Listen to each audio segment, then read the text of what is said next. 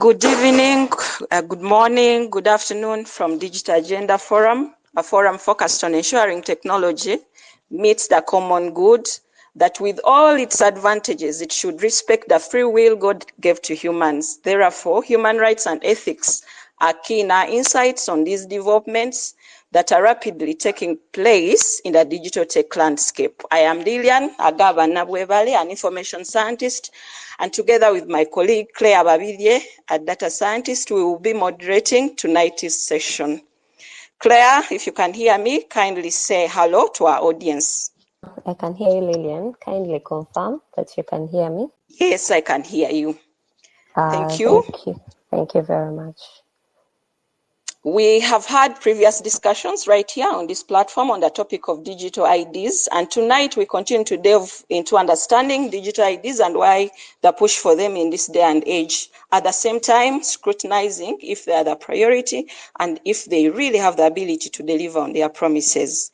Our topic tonight is digital IDs. Who is really in control? The purpose is to investigate the governance of digital ID systems, focusing on accountability, transparency, and user rights. In our last discussion, we're going to learn the exact meaning of digital IDs. And these are online representation of an individual or entity. They are the foundation of interconnected systems such as Internet of Things, allowing devices, people, and systems to interact. Digital IDs come in various forms, ranging from basic methods like usernames and passwords to more advanced forms like biometric data. Additionally, there are emerging concepts like digital twins and digital doubles, virtual representations of people in the digital world. So when it comes to identifying someone online, what we use is a digital ID, and it comes in three main types. What you know. These include things like passwords, pins, answers to security questions. So it's basically knowledge-based method. The second method is what you have. This is a method based on possession, such as unique keys, access cards, or badges. And then the most advanced one is what you are. And this refers to biometric identification like fingerprints, facial recognition, iris scans, and it is steadily even advancing to the DNA structure. Interestingly, there is also a concept of digital twins or digital doubles, which is the virtual representation of individuals in the digital space. I believe we've heard of things like metaverse and people buying land in the virtual space. So we are advancing to such levels as quantum physics is also steadily growing in this day and age. So digital IDs are part of our daily routines, often without us realizing it. So every time you sign into your email, make a purchase online, access your bank account through an app, you're using a digital ID. And these digital IDs are not physical documents like your driver's license or passport. They are actually digital versions of your identity to prove who you are online. So when you unlock your password using your facial recognition or a fingerprint scan, that is a digital ID in action. When you log into your social media account like Facebook, X, Instagram, YouTube, TikTok, and all that, you're using a digital ID. When you call for an app like Uber and Airbnb, you're doing mobile boarding passes for flights, you're using a digital ID. When you're shopping online, banking, traveling, and connecting with others online, you're actually using a digital ID. So clearly, we have been having digital IDs with us. However, of late, there is a talk everywhere about digital IDs, with international bodies and governments pushing for them in healthcare, in financial services, food and sustainability, travel and mobility, humanitarian response, e-commerce, social platforms, e-government, telecommunications, and smart cities.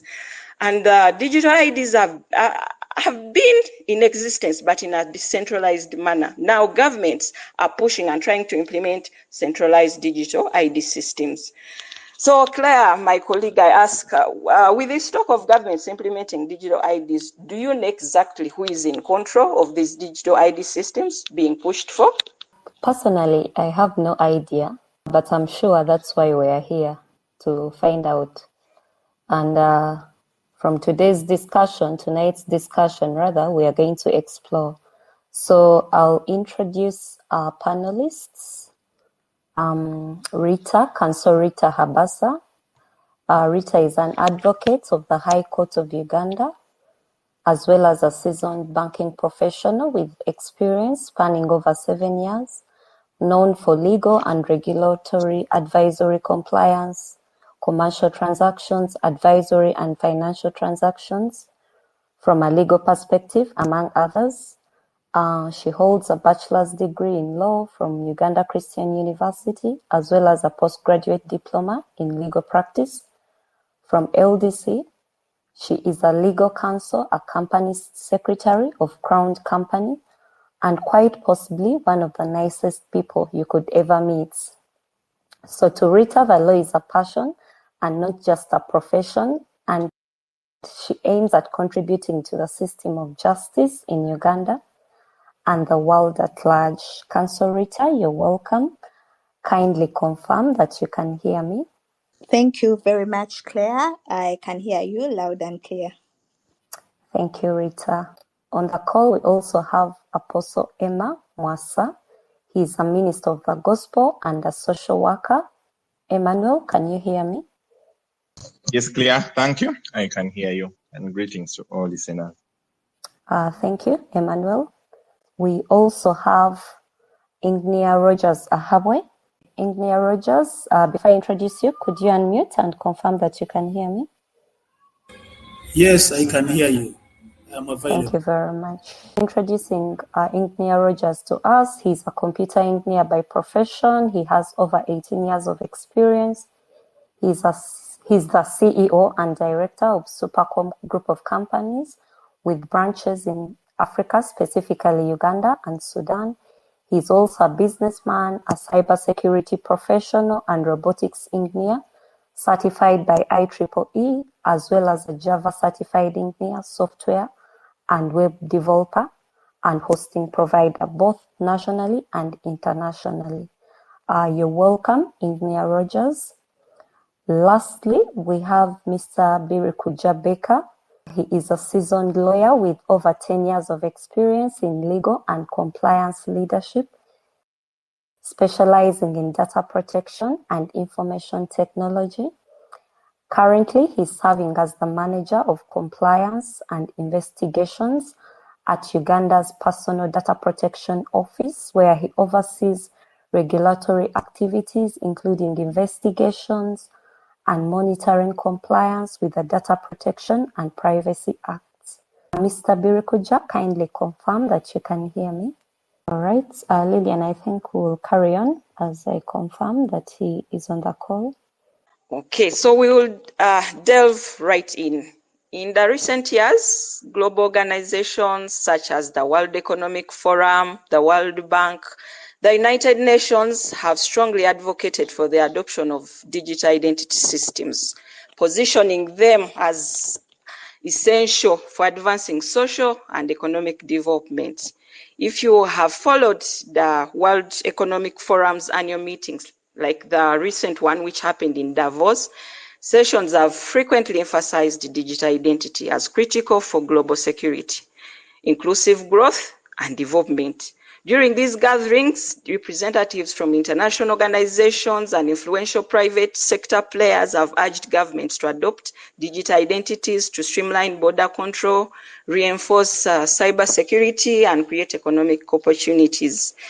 Through initiatives like the World Economic Forum's Non-Traveler Digital Identity Project and the World Bank ID4D initiative, governments are we can say pressure to adopt standardized digital ID systems with a promise of streamlined security, economic inclusion, and efficient governance, and high offers of financial and technical support to developing countries to create and adopt digital ID systems.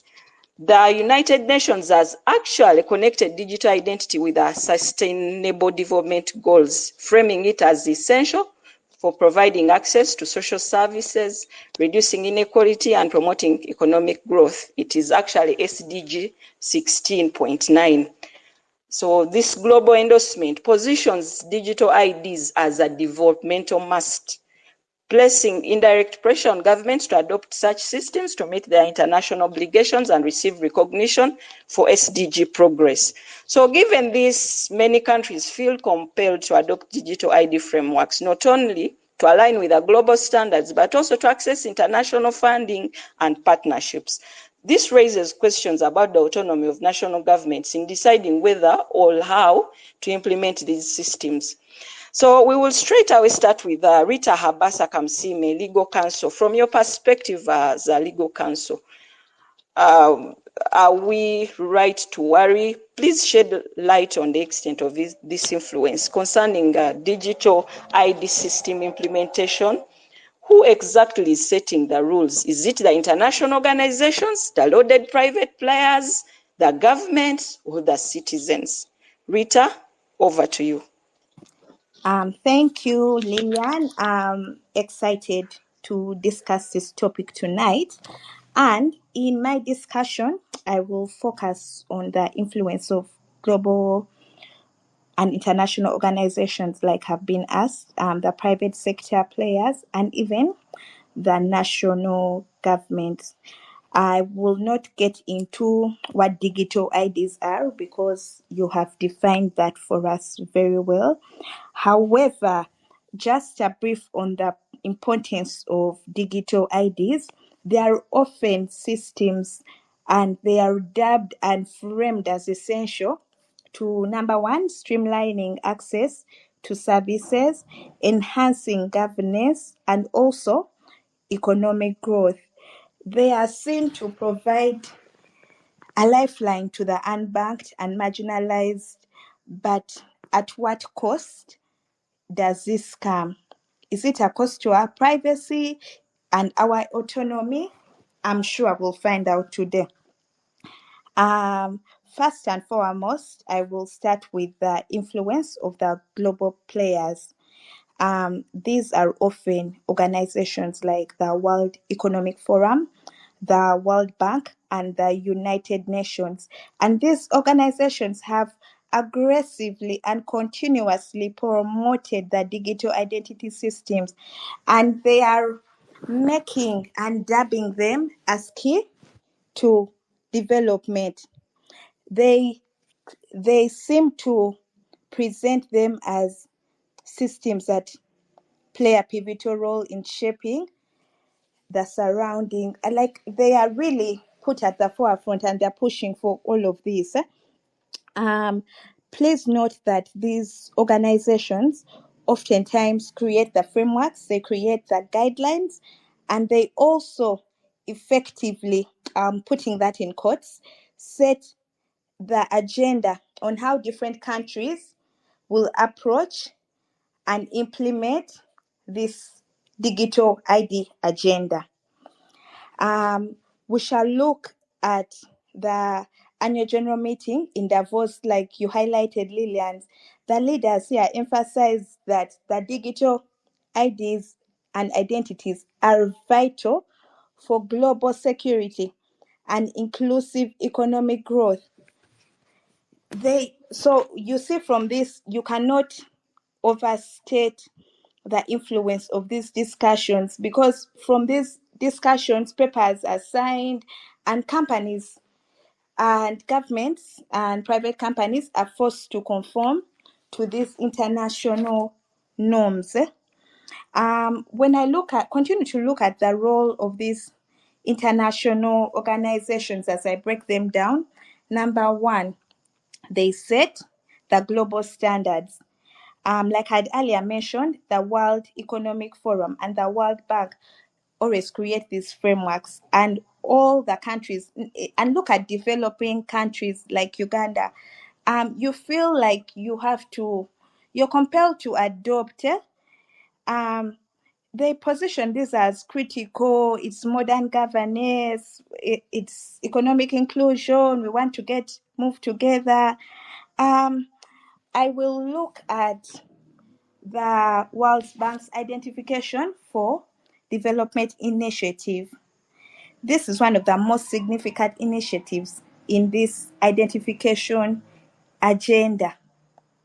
They aim to to say that this is for creation of a universal legal identity, because this ID4F initiative recognizes approximately 1.1 billion people lack legal identity, and in turn they say this hinders their ability to access essential services. So when we have digital IDs as a world, we shall apparently be able to access services. They also say they portray them as means to accessing and fostering our economic opportunities, especially in development countries. You'll even take Uganda, for instance. You can't open a bank account without national IDs. Bank of Uganda has made that clear. You can't apply a lawyer in a bank, and when you're applying for a loan, I expect a national ID.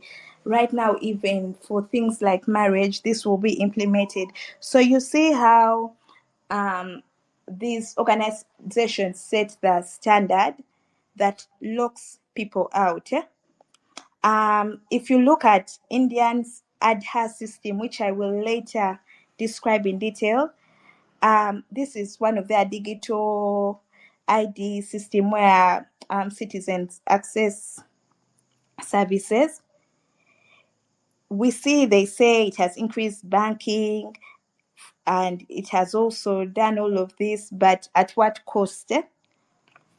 Then these organizations are constantly pressurizing developing countries to get on board because of the many benefits they promise us.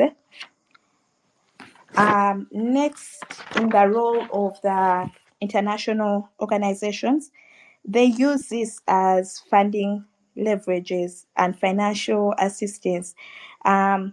These When countries are told to adopt these systems, they come with strings attached. You have to do this, you have to do this.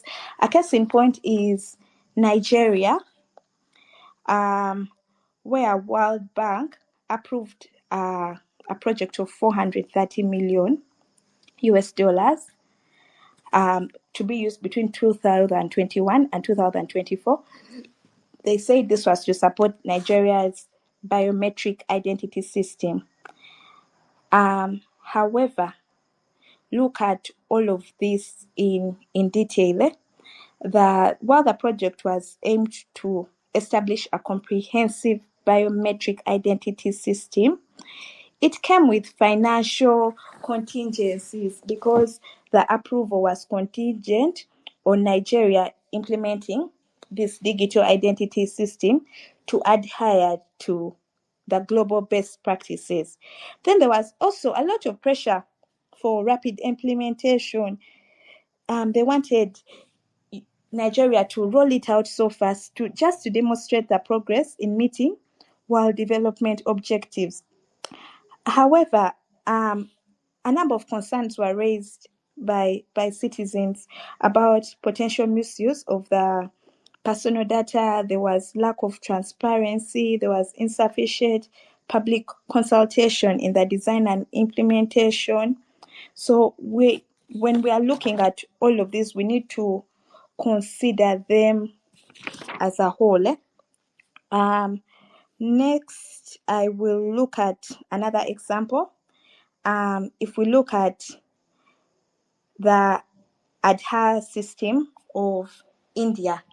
Now, You can continue, Rita. thank you, Lillian. I don't know what happened, but happy to be back.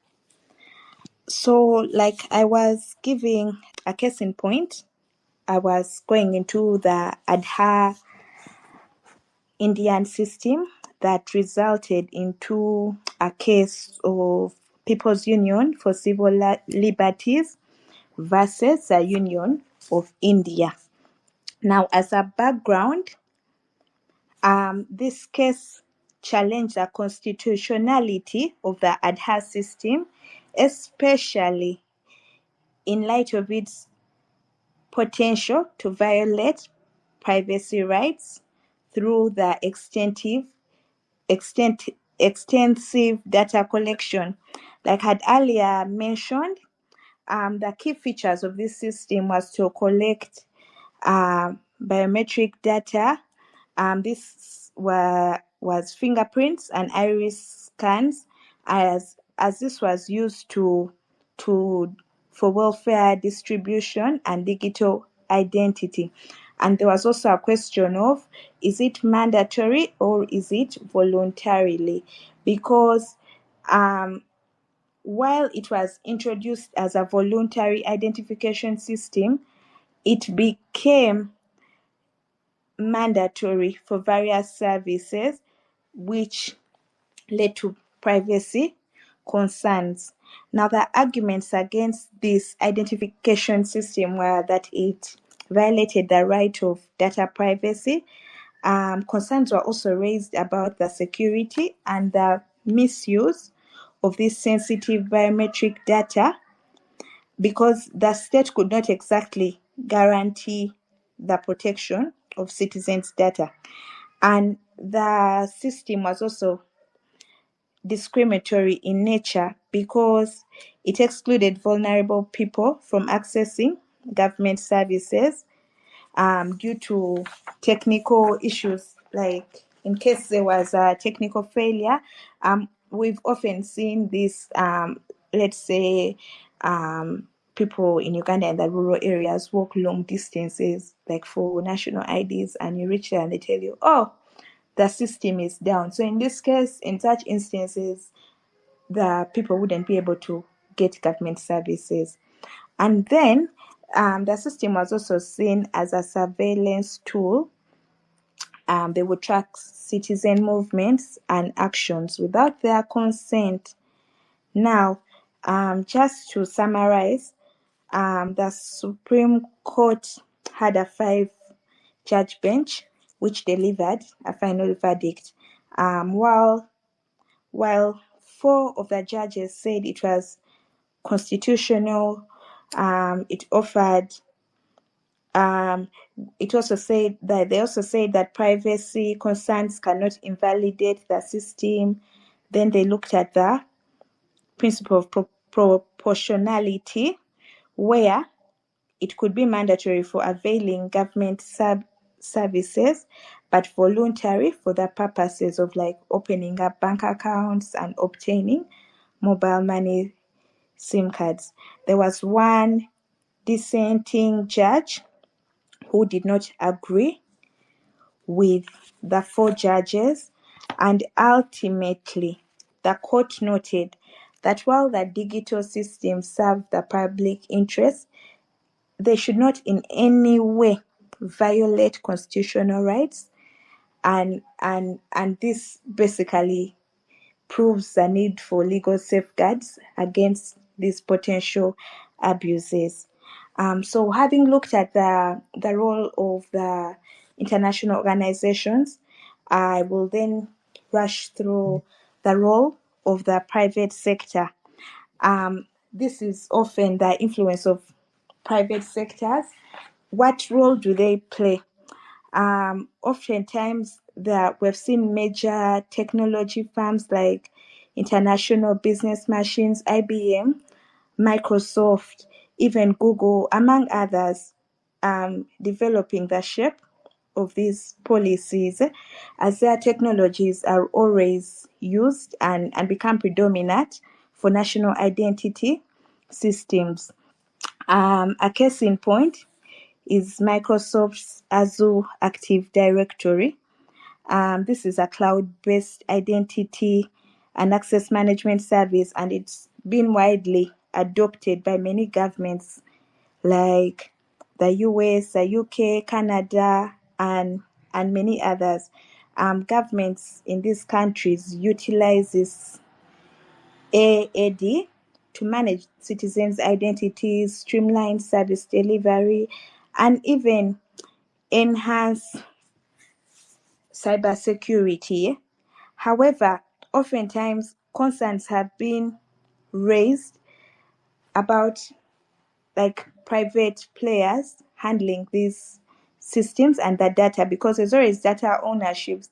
When governments tend to rely on private firms to manage identity data of nationals, questions come in about who owns this data and who has access to it, and all of this come in. Then there's always privacy issues. A case in point is the Equifax data breach in 2017. This was an American credit bureau. You've seen this in Uganda. We have, before you get a loan, you have to take your credit score. So this breach exposed personal data of millions of Americans, were over 147 million. The Britons were 15.2 million, and over 19,000 Canadians' data. This should remind us of these issues in cases of data breaches, because oftentimes no one takes accountability. And let's not forget that these private institutions often have profit motives, that they will always forget the ethical considerations, because and that public interest, because the decisions made by these companies tend to focus on financial gains. They need to expand their market share, they need to enhance the technology, but at what cost? At what cost does this come? Then lastly, I will look at government's autonomy and decision making, and how it plays a role in who runs the shots. We have to bear in mind that governments are always under a lot of pressure to conform to these international standards while they are considering the needs of their citizens. We looked at Nigeria, how this money was given to them, but then they had to roll it out first. They were under a lot of pressure. So we can't always look at international standards, because sometimes we should look at how about us as your citizens. If you look at Kenya's digital identity system, this is a Huduma number. It has constantly faced pushbacks, about 3 of them, and most recently the High Court ordered another halt, because there's a lot of concerns over surveillance and data misuse, and all of this should show you the friction between the global aspirations and then the local realities. Lastly, I think it's always good that when we're having this, that citizens' involvements and rights are always considered. Look at the Ugandan system, where the Registrations of Persons Act of 2015, this mandates the national ID system in Uganda.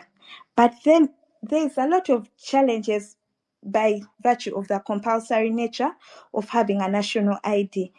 And under this act, they say citizens who fail to register with NIRA face penalties, and these include fines of about 2.4 million. How many Ugandans can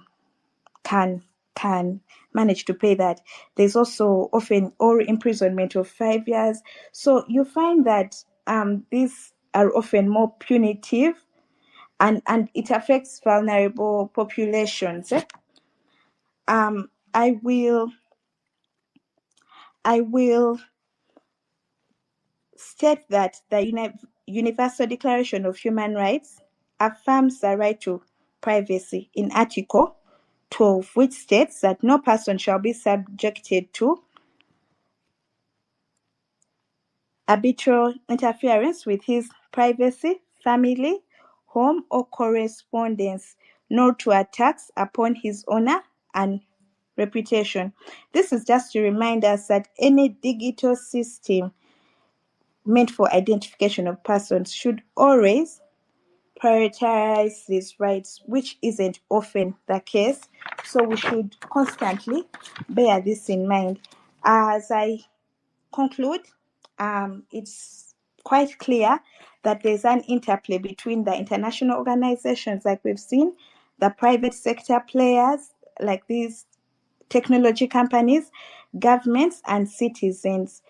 And these three often play a role in shaping the rules governing the digital ID systems.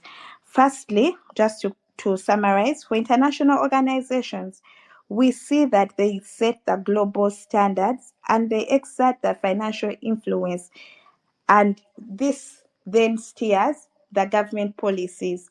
Then for the private sectors, these are often used as deployment tools, but please do not forget that these prioritize profits over privacy of individuals. Next, we have governments that hold the formal authority to implement the systems, but then they always and often succumb to the external pressures at the price of ignoring the citizens' concerns. So ultimately, governments must reclaim the sovereignty and prioritize the rights of citizens as opposed to external pressures from private entities and also international organizations. Thank you, Lillian. All right. Thank you so much, Rita. I will straight away go to the man from the Personal Data Protection Office. As you have heard, we have issues with transparency and accountability. And just giving an example, only here in Uganda alone, we are giving a national ID everywhere, to the fact that even a mobile money agent gets to touch my national ID for purposes of transactions above 1 million Uganda shillings. So the national ID in Uganda is still kind of manual, though it's digital at some point. Now, when it becomes totally digital, how secure is my data? Whom can I hold accountable if something happens? Is the government ready to be sued by citizens in case someone mishandles my personal data? And how do we get help where we find issues? Do users have enough control over their personal data? Can they really protect themselves in this digital space? We have so many questions, and we believe from the PDPO office, we can get these questions answered. So data privacy and security are crucial concerns in today's digital world, especially with the rise of digital ID systems that collect vast amounts of personal data. And these systems often operate within a larger ecosystem of big data.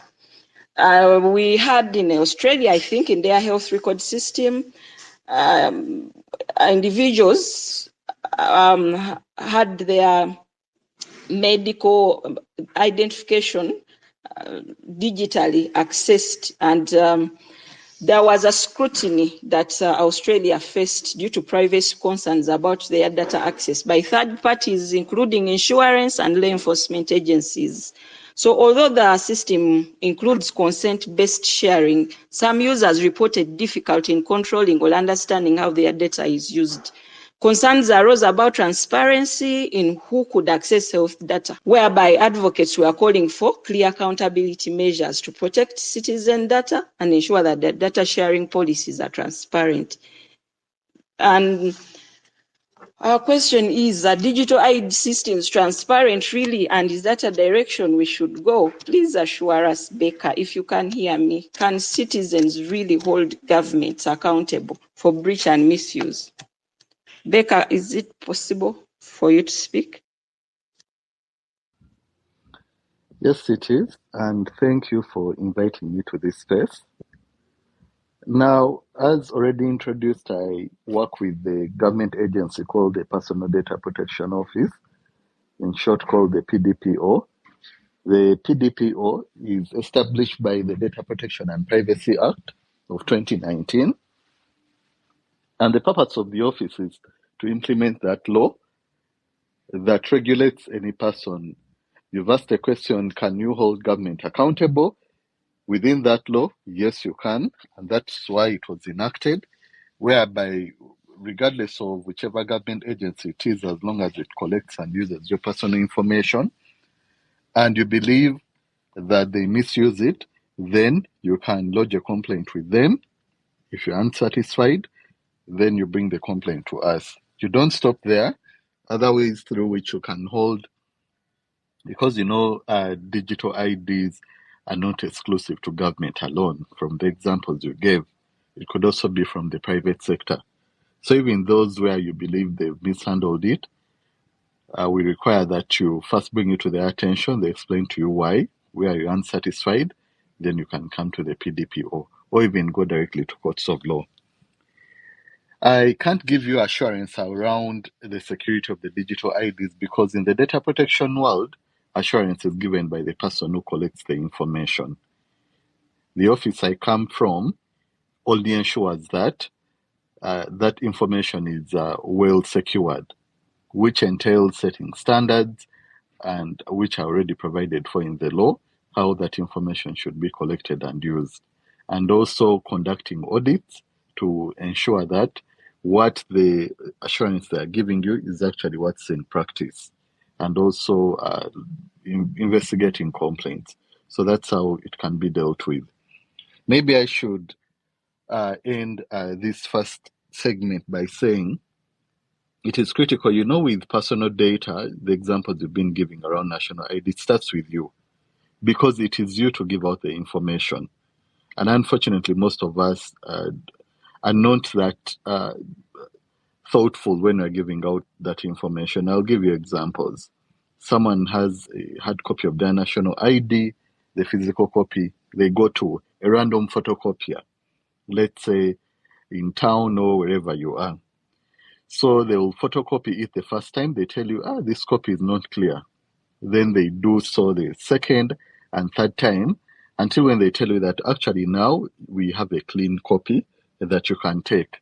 Many of us do not even ask for the other copies which are not clear. We usually just pay for that clear copy and you walk away. Now, in some instances, those unclear copies which remain behind, remember someone can scan them and misuse them, pretending to be who you're not, either to have a particular service, sign up for anything that requires that identification. So even where they had copies of these national IDs, they can be transformed through soft copies. Make sure that you do not litter that information all over the place, including these visitors' books. So if you're in a place where you're not sure how your information may be used, make sure that you work with another ID that does not give away so much information about who you are.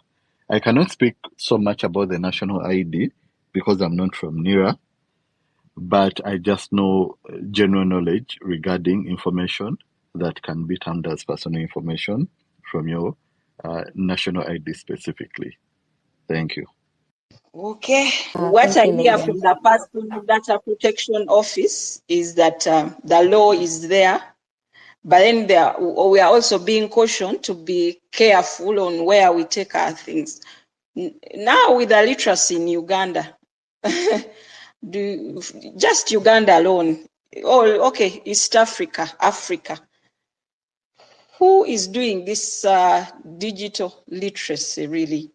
Because my grandmother in the village, does she know that as they are telling her photocopy once, photocopy twice, they are actually capturing her data? And government has mandated that when you want to transact beyond this amount, bring your ID. So that is just limited to the national ID, but I'm just bringing out a picture. So what is Personal Data Protection Office really doing to ensure that Ugandans who are not like Lilian, who knows some basics about the digital space, are going to be protected when we go fully digital? So over to you, Claire. I don't know if you have any other thing to add, but for me, that is a concern. that I want our government to first listen to before they push us under the bus when it comes to going digital. Even with our infrastructure, really. You cannot blame Ugandans. Most people don't even know how to use a smartphone in the first place, and now you're making their identity go completely online, because they are still free right now when it is decentralized. How about when it becomes centralized? I must use a digital ID for every service that I need. So how is Personal Data Protection Office handling this above and beyond merely reading for us the law? Baker? So what the PDPO is doing, and those are valid concerns, is creating awareness. Now, being a new office, it is not well funded to be able to do everything as it would have wanted, which means that we usually use innovative ways of ensuring that the message gets out there. PDPO doesn't have the funds to be able to run campaigns on radio, on TV, using paid airtime. But we do a lot of collaboration, including the one that we're having this evening. When you reached out to PDPO, starting all the way from the national director, we're open to having a representative of this on this space, which was me for tonight, because we are able to speak and talk about this message to an audience that would not ordinarily have reached out. Every last Thursday of the month, we have virtual spaces where we bring in an expert for 1 hour from 11 a.m. to talk about aspects on data protection and privacy. But we don't stop there. We also collaborate with other government agencies. We've done this with NGO Bureau, whereby we even go up to the villages where we have open spaces and these aspects are talked about in regarding to what is personal data, how you can secure it, in case you have concerns, who should you approach. We've also done this in local languages. And again, with other partners, we partnered with some UN agencies, but also even professional associations within Uganda. But we don't stop there. But even others within the regional space, we've also tried to pass on this message. But we still have a lot to go, from the examples you've given. So what we usually do, we join the rest of the world every January, and on the 28th, which is called the Data Protection Day, to use that to make the message more resounding.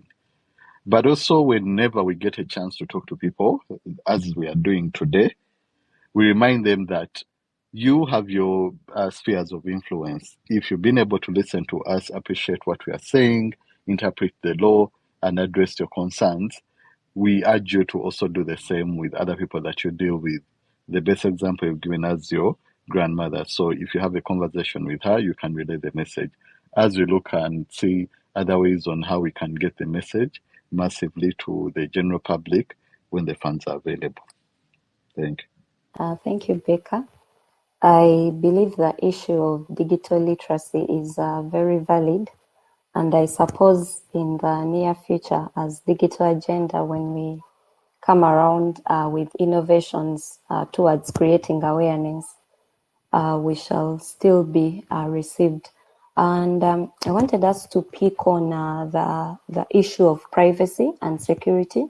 I know from your submission, Becca, much earlier, you didn't touch base so much on that because your office is not in charge of that. But on that point, I wanted to bring in Ignia Rogers, and it's mainly around the issue of privacy and security of our data.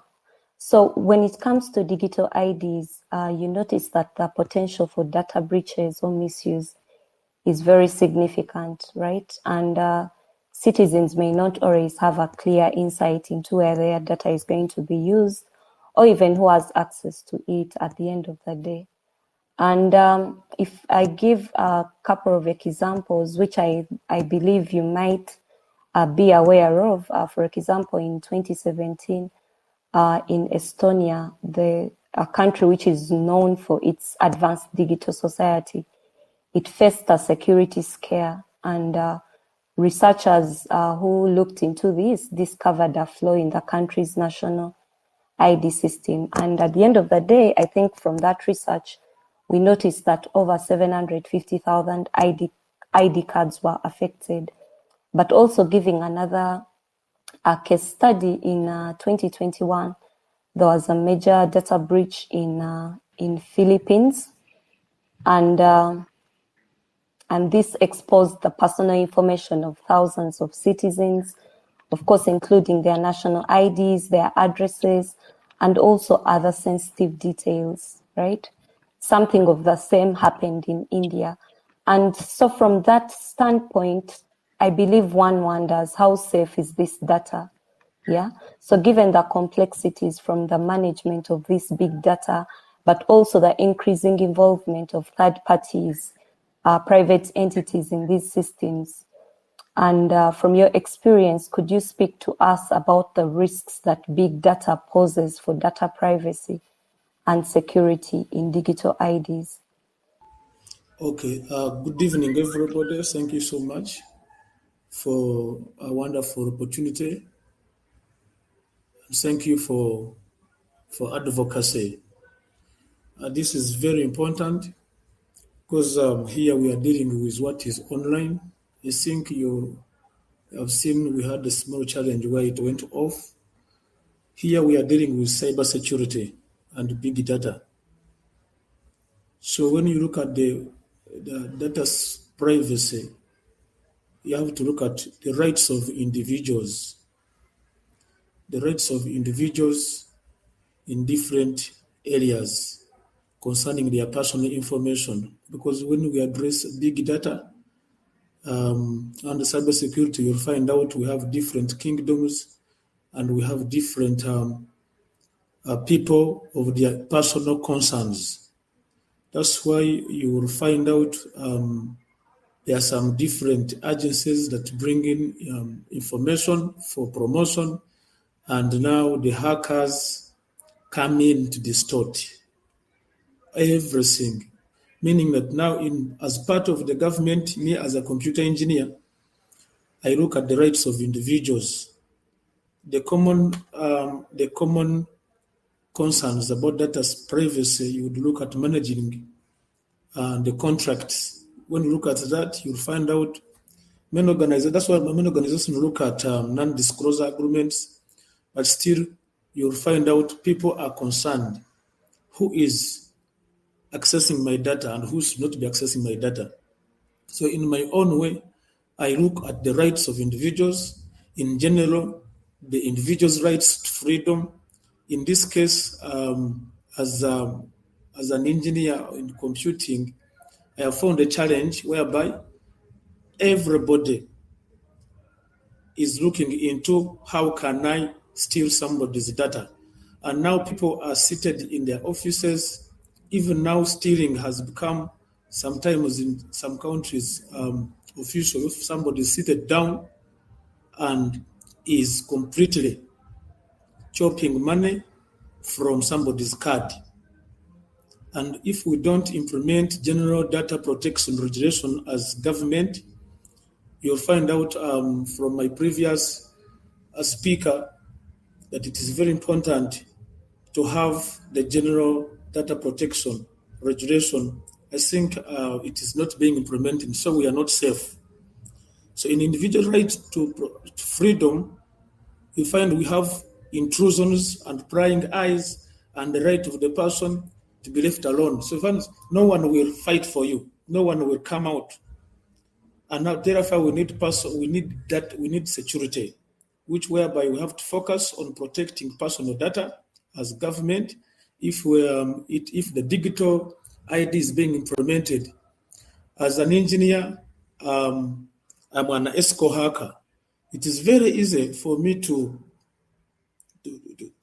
chop something from the card. So because I can bypass the OTP quickly from the card, and I end up doing something of my own benefit. So who is protecting that one whom I'm stealing? If I can be able to bypass an OTP, meaning that if the digital IDs are being implemented and we don't have general data protection and the regulation, there's nowhere we can run, because in this case we shall not have the integrity of the data.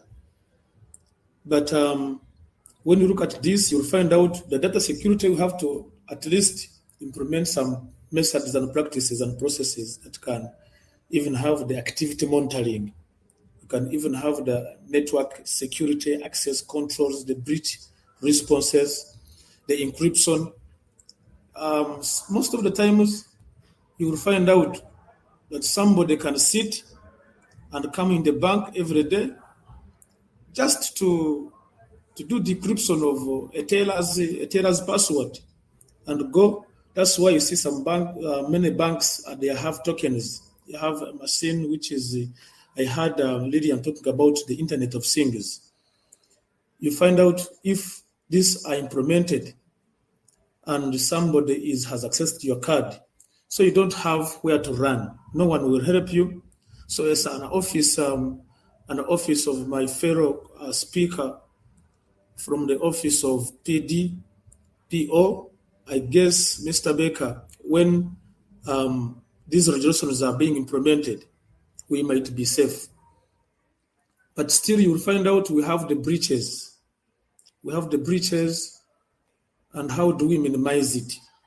And how do we look at into its impact? The common sources, you'll find we have the external threats, the phishing attacks and malwares. I'm on my computer, I have logged in. Most people forget even to log out. You're on your computer, you're on your phone. Because due to the Internet of Things, you find out you have been attacked on password. So you have internal vulnerabilities, where that is the human error and system flaws. But at the same time, we have to find a way of minimizing it. But once the digital IDs are implemented as for education of today, many young people are unemployed. Therefore, they have come in to attack by stealing what is not theirs. That's why you find that in different offices, it is very important to put data protection to minimize the risks of personal data breaches happening in the offices on individual level by storing personal data securely, having a clear desk policy. Because even a receptionist might end up leaving the office, going somewhere, and somebody come in, end up having the data breaches, which can cause the organization shut up. So in my own opinion, under the office of Mr. Baker, if we look at the human error and people are very willing to have the phishing attacks, because the external threats cannot fail to be there. You can see that Facebook, one day, I think 2 years back, was attacked badly. And you could find somebody is able to do whatever he wants, whatever he is. So meaning that if the IDs of Facebook can be attacked, what about at the level of Uganda? So it is very easy. When you implement the digital ID, it will be very unfortunate if there is no regulation because of lack of employmentability. Many young people are not being implemented, so we need to have the regulation. Where can I run if the digital ID is being implemented?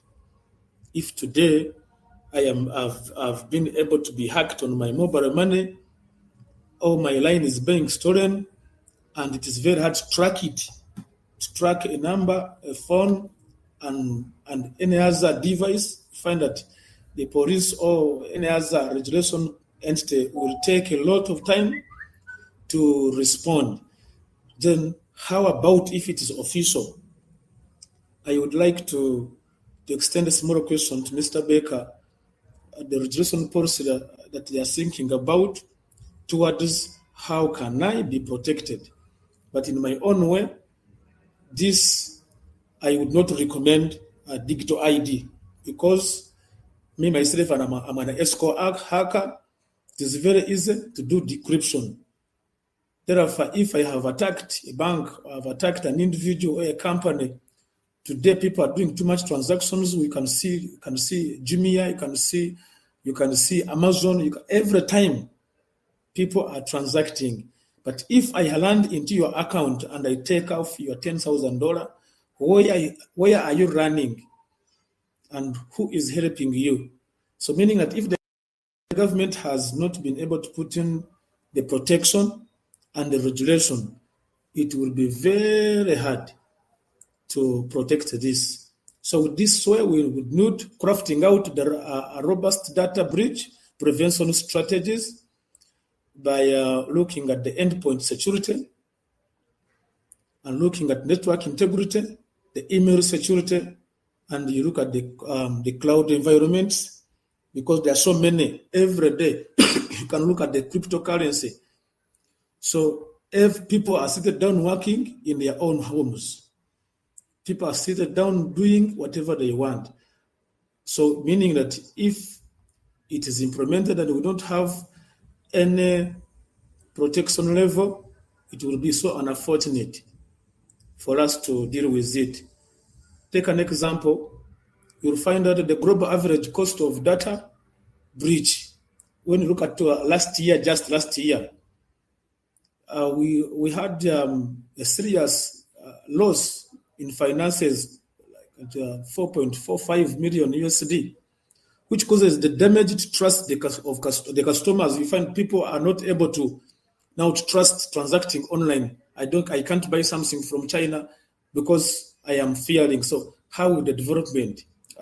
President Museveni, he promised about Middle East, but if we are not having protection towards selling online and our IDs, if it's implemented, it will be very hard for us to stand in and make a Middle East. Therefore, it is very good, Mr. Baker, in the office of where you work from, at least put a regulation if that be implemented. But in my own opinion, the shift to remote work, addition of estimate, the financial tolls will be very, very, very high for people to lose every time. Because you find out it is very easy for individuals, the consequences of data breach, especially when you are involving customer data. When a data breach occurs, it will be very, very hard.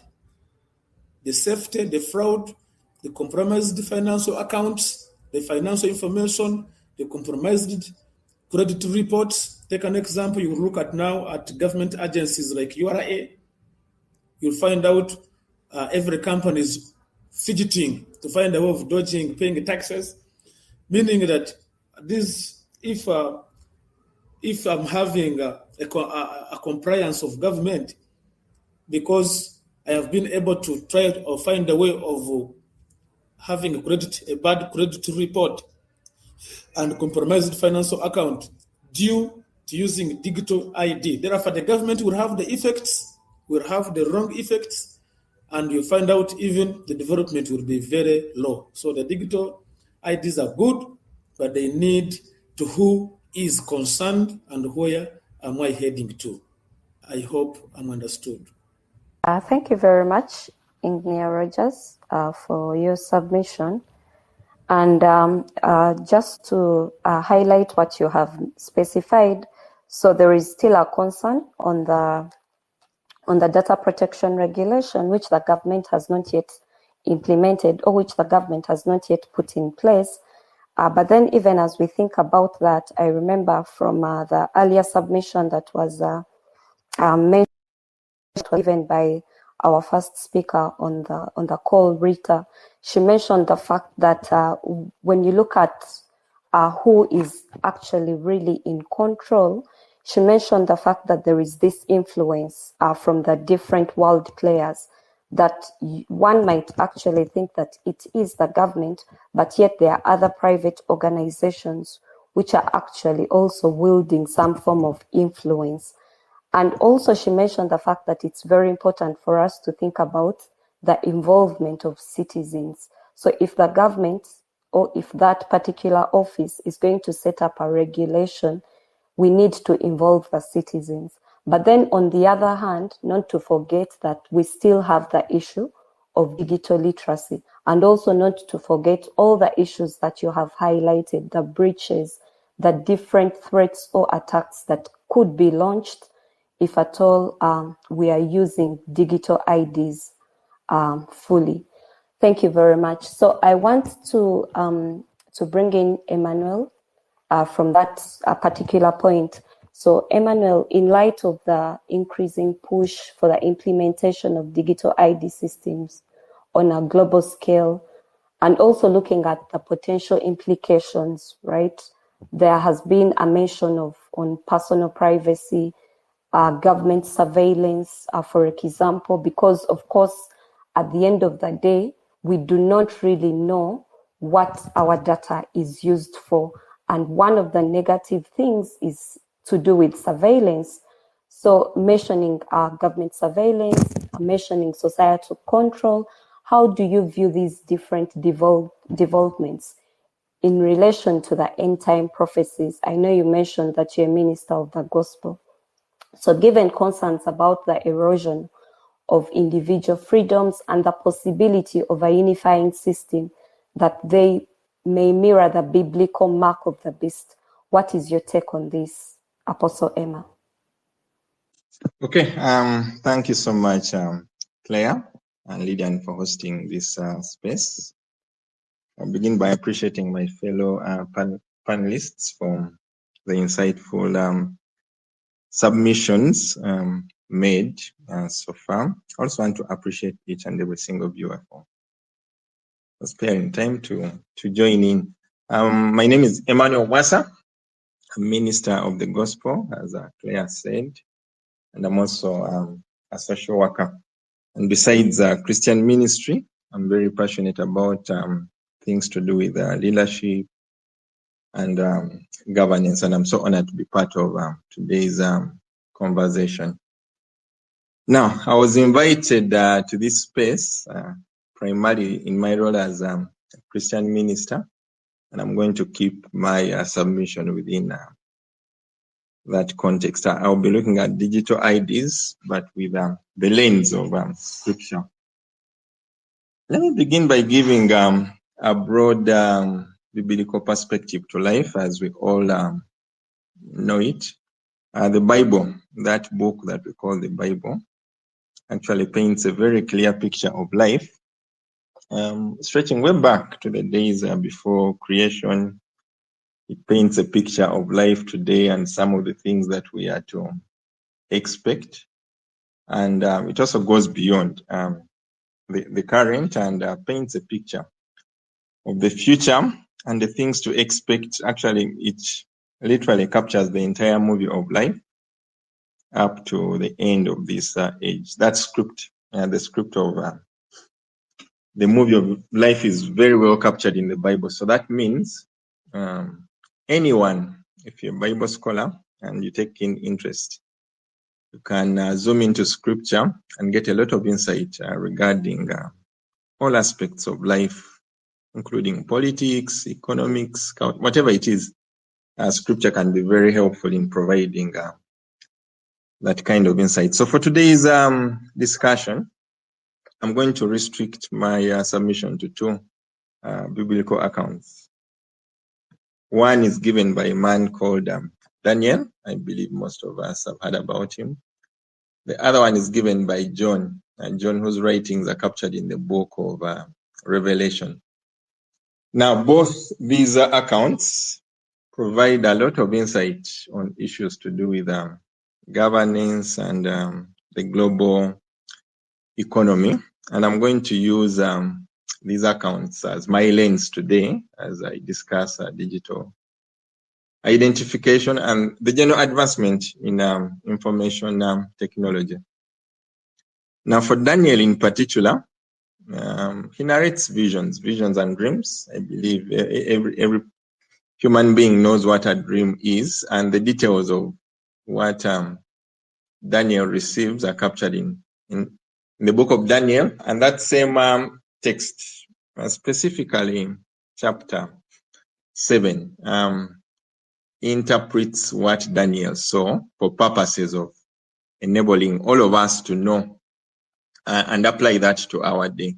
I'm going to quote one particular text. Just allow me to quote this in Daniel 7, verse 17, where he says, "These great beasts which are four kings which shall arise out of the earth." So Daniel interprets what he saw. He says he saw creatures, and according to the Bible, those creatures represented different kinds of kingdoms or rulerships that would emerge.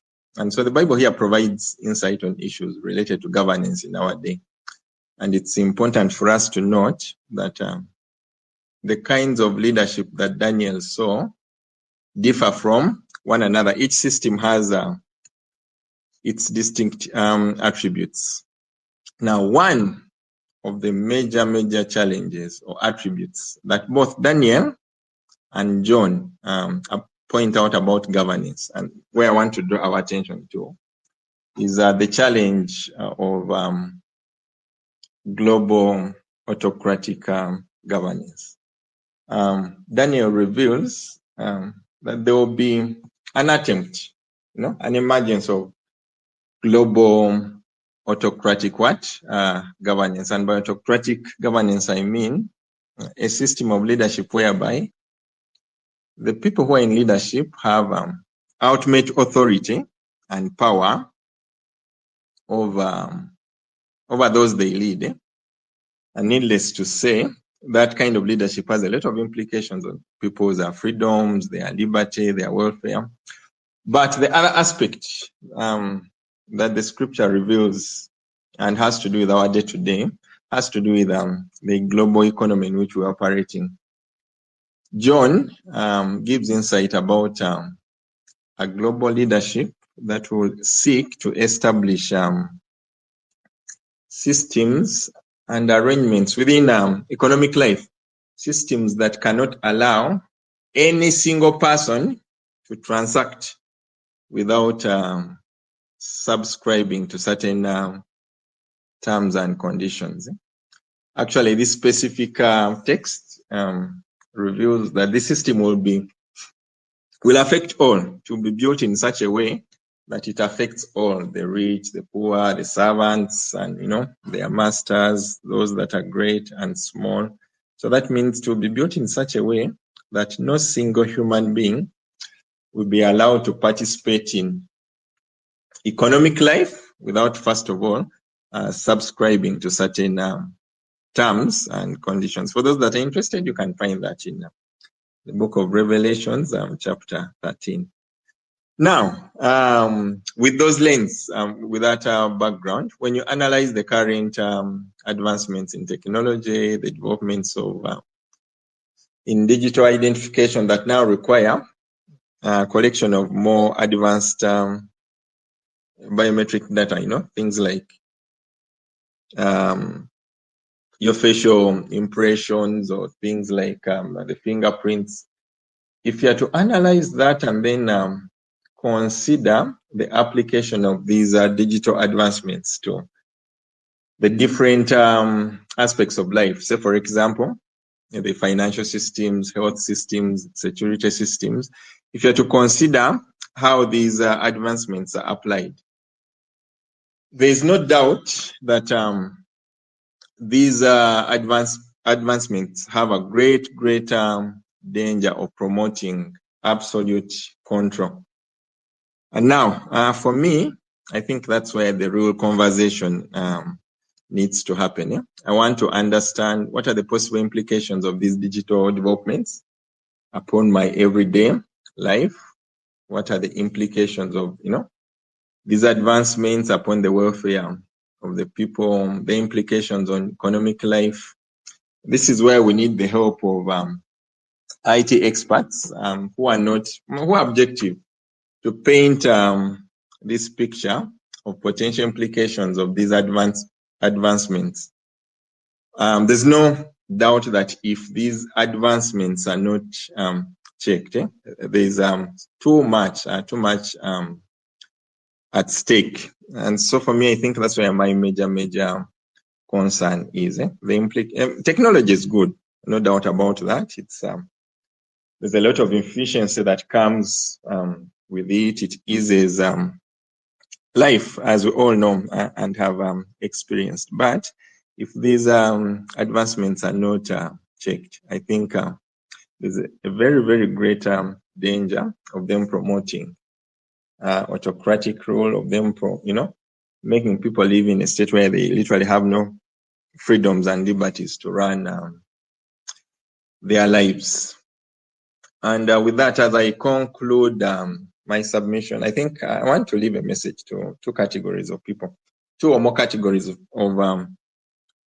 people on this call. I'll begin with our colleagues, friends in government, those in leadership positions, or the technocrats who are responsible for implementing and running some of these systems. And this is my message. I personally think, not only think, but I've experienced this.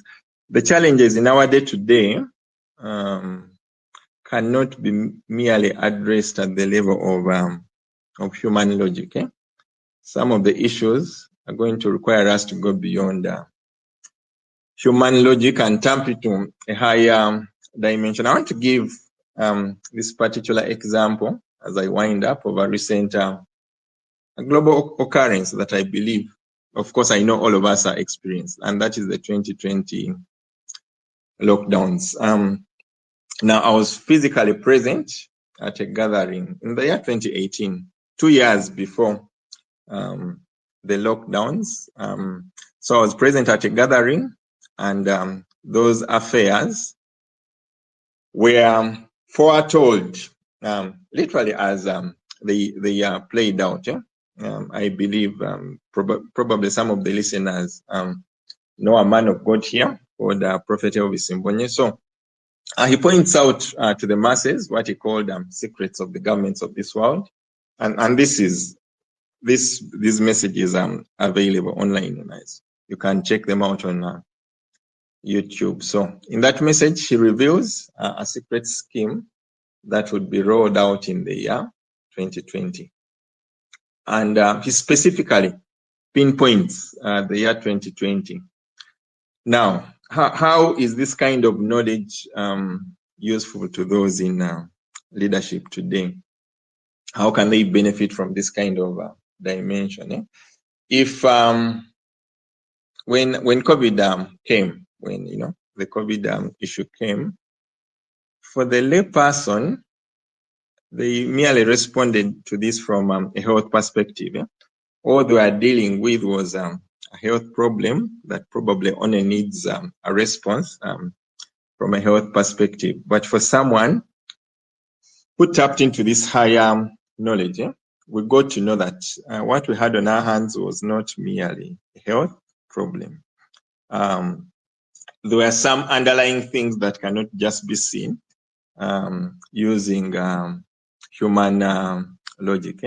And so for someone with that kind of mindset, the person who is open to this higher dimension, you are able to approach these challenges with wider knowledge. For example, you could be able to tell that what is on our hands is not merely a health problem, because from that message that was given before this played out, it was very, very clear that, there are schemes to do with leadership and, things to do with control. And my second message to the other category of people, if you're on this call and, you subscribe to the belief that we have a God who is involved in our affairs on earth today, I think we all have a responsibility of, acting and not just sitting back when we see things arising that are a threat to our welfare. We have that God-given responsibility to restrain evil. And so, my message is don't just sit back. Some of these are dangers and threats that we're discussing. It's your responsibility. It's my responsibility. It's our responsibility to do something about them. Yes, with that, I'll stop there and hand over back to Claire and Lydian. Thank you for having me. Thank you, Emma, for that eye-opening submission. And to summarize, what you have mentioned to us is something to do with our freedom and our liberty, and also the fact that even as we think about the digital IDs or having this conversation or even thinking about their implementation, we need to think about a higher dimension. We need to think about what is hidden behind the scenes of this digital ID. So at this point, we can have a Q&A session. In case you have a question, you can ask to speak. Maria, I think it's Mari. Please go ahead and unmute yourself. Hello, everyone. My question to anyone representing the state or the government or the body that is to do with data protection. The thing is, because we have been saying that we have been seeing that even the little digitalization that we have, for example, in the financial systems and whenever there is a breach, it takes too long to solve it, or it takes too long to actually sort that issue or any issue that is actually happening, especially by the government. So in case these IDs come and, because an ID controls most of the things in a person's life. So in case there is a failure, how sure are we that there will be that, quick response, fast response to these issues that people raise? Because if your ID fails and is controlling all these things and you're not in control of it because now it is centralized and it is being controlled from the other end, it may bring a lot of areas in your life to a standstill. So what assurance do we have of quick response? Because that has been an issue, especially with the state. Thank you very much, Marie. Unfortunately, the representative that we had from the Personal Data Protection Office is not on the call, but I'll forward the question. Though one thing holds, what he mentioned is that we can hold the government accountable for any form of breaches or misuse. So in regards to the turnaround time, I think we'll have a follow-up question sent to him later on. I think we can have one more question. I saw Stephen's hand up. I saw Rita's hand up. Claire, can you hear me? Yes, please proceed. Okay, so my question also goes to the Data Protection Office, and I'm confident that it will be forwarded. They had mentioned that their mandate revolves around implementation of the Data Regulation Act, Data Protection Act. And so my concern there is, since he said they do audits for compliance, my interest would be why would they collect biometric information? Because that defeats the purpose of security by design, which emphasizes least privilege. I do not think for a person to be able to be verified, you need facial recognition, you need fingerprints, because that's now information that really is so private and violates the privacy of the person. And I know that in Kenya, one of the rulings was also partly because they were interested in going to the extent of collecting DNA information about an individual. So the risk becomes higher when you collect so much information, personal identifiable information. So that is the concern that I want to raise, that since they are implementing, the mandate is to implement the Data Protection Act.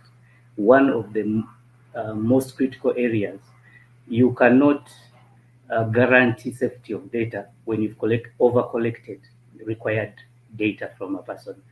So I think that is one of the key areas that needs to be focused on and challenged as to why they need to collect all that information about a person. Thank you. Thank you, Stephen, for the question. Yes, Rita? Thank you, Claire. I just wanted to respond to the previous question, though I may not have all the authority on liability. Oftentimes, even in Uganda, for simple things, we've seen things happen and government does not take responsibility and liability, as much as they've said that the previous speaker said that government can be held liable. A case in point is Saga in the Mukono Zonal Land Office right now, where there were issues of double titling and even double plotting of titles, and as a result, very many titles have to be cancelled, and a number of people are going to lose their investments. Other private parties are going to lose money because they lent money to these individuals. What happens, because government is silent about who will compensate for issues where they cancel their titles, or even where losses will occur. So as unrelated it is to this conversation, over and over again from experience in our own jurisdictions, I think we can see that government does not want to actually come and take responsibility for some of these things. So should we wait for that to happen? Because we have all of this that has happened and we have seen. So why shouldn't we act now and prevent any of these issues at that point? Will government take liability? What happens? That was my response to the first question. I don't know if I've answered it well, but those are my thoughts. Thank you, Rita. I'll now invite the speakers to give their key takeaways from today's discussion. And I like the way, Rita, you have put it. Rather, if at all we are in this place whereby, of course, we know as far as who is in control, you mentioned the fact that there is this interplay, but also not to forget the fact that there are big companies, on the other hand, who are developing policies.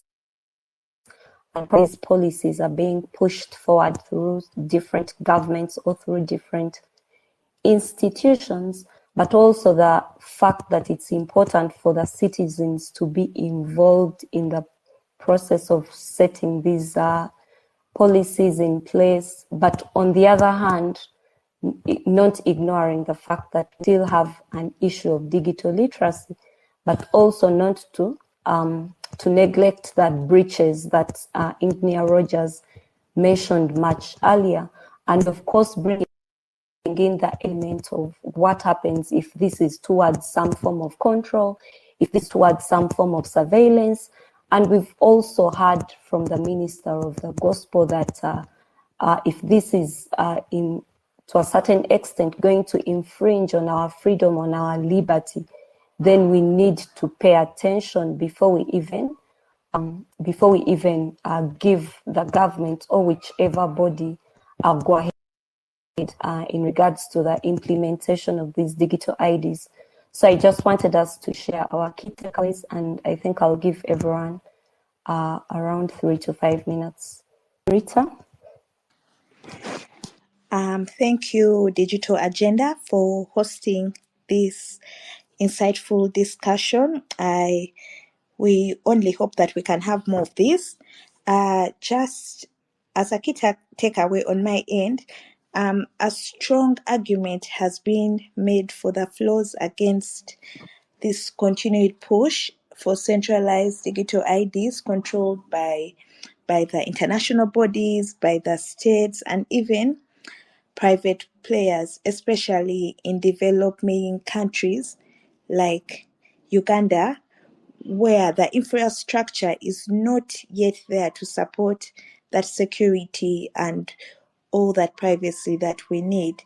As such, my ask is that governments consider, especially those in developing countries, reconsider their priorities and focus on protecting their citizens' rights, and even like we can channel these finances to other key areas as opposed to these that are not, like, that will even infringe on citizens' rights. So as much as these systems offer immense benefits, they come with serious risks that we should not ignore these, because when we don't have proper oversight and robust data protection laws, like the cases in developing countries, we also do not have transparent governance. These systems will become tools for surveillance, even exclusion, and even exploitation in some cases, like we have seen a number of speakers mention. So my request is that governments consider these and take them with caution, because ultimately the protection of individual freedoms and prioritizing ethical use should be at the heart and at the center of this all. Thank you very much.